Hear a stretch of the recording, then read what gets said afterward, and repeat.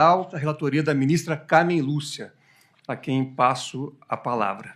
Muito obrigada, presidente. Cumprimento Vossa Excelência, os senhores ministros, Luiz Fux, Alexandre de Moraes, Flávio Dino. Cumprimento o senhor subprocurador-geral da República que nos acompanha, senhores advogados, todos que nos visitam, servidores. Senhor presidente, senhores ministros, esse é um pedido de extradição executória, feito pelo governo da Itália de um nacional marroquino. Ele foi condenado em 2014 por tráfico de drogas, por sentença transitada em julgado em 2014, produção e posse ilícitos de droga em grandes quantidades, foi condenado e, em 2024, ele foi localizado no Brasil, veio o pedido primeiro de prisão, posteriormente o pedido de extradição, houve a audiência de interrogatório, a defesa foi juntada pelo defensor do extraditando, que argumentou duas coisas. Primeiro, que ele teria família e filhos no Brasil, mas nós temos súmula até sobre isso, e, em segundo lugar, que se tivesse que ser extraditado, ele cumpriria a pena no Brasil, que não é matéria do pedido de extradição. A Procuradoria se manifestou no sentido da extradição e, apresentado, portanto, a defesa, o brevíssimo relatório, este pedido... Passo ao voto, senhor presidente? Passo ao voto, ministra Carmen. Pedido atende os pressupostos necessários para o processamento, nos termos da legislação, do Tratado de Extradição entre o Brasil e a Itália. O pleito envolve, como eu disse, sentença condenatória com pena privativa de liberdade de mais de 9 anos, neste caso, extradição executória.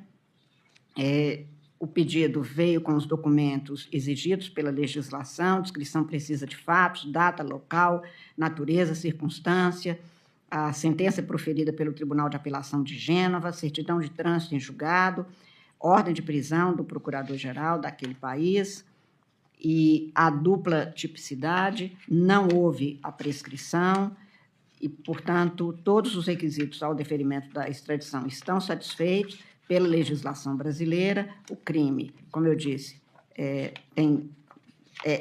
tipificado nas duas legislações e não houve a prescrição, razão pela qual, senhor presidente, senhores ministros, eu estou votando no sentido do deferimento da extradição, considerando que a questão relativa a ter esposa e filhos no Brasil não é obstáculo à extradição. Quanto ao pedido de cumprimento de pena, se vier a ser deferida a extradição, pela nossa legislação, isso tem que ser feito, pedido do Estado requerente ao Poder Executivo, que determinará, se for o caso, o cumprimento, e aí a competência do Superior Tribunal de Justiça para verificar as condições.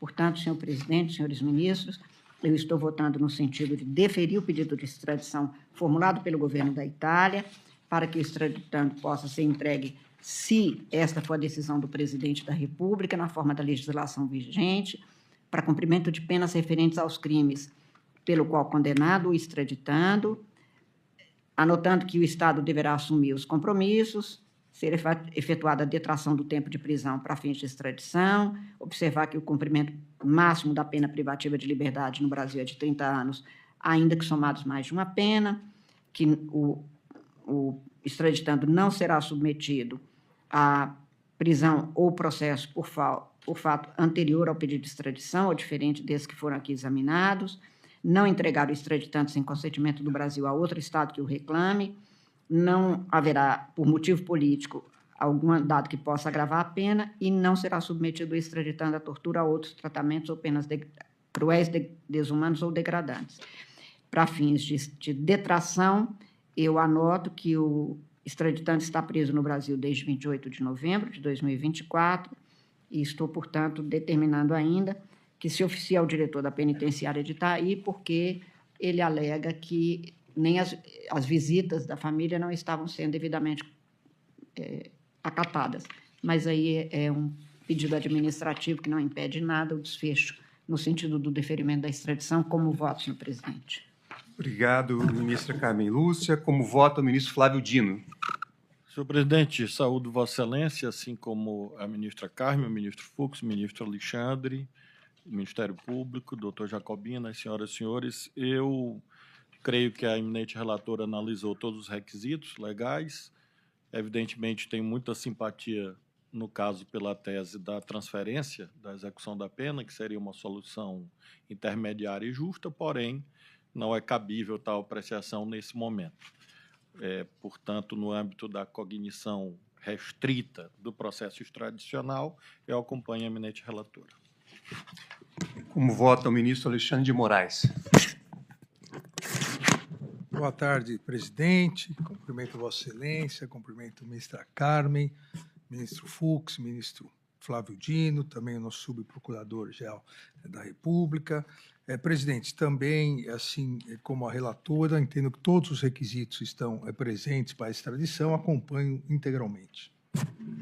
Como vota o ministro Luiz Fux? Senhor presidente, acompanho integralmente a ministra relatora. Também eu aqui farei juntada de voto escrito, mas entendo presentes todos os requisitos e estou acompanhando integralmente a ministra Carmen Lúcia, relatora deste feito. Então, proclamo o resultado. A turma, por unanimidade, deferiu o pedido de extradição formulado pelo governo da Itália, nos termos do voto da relatora. Chama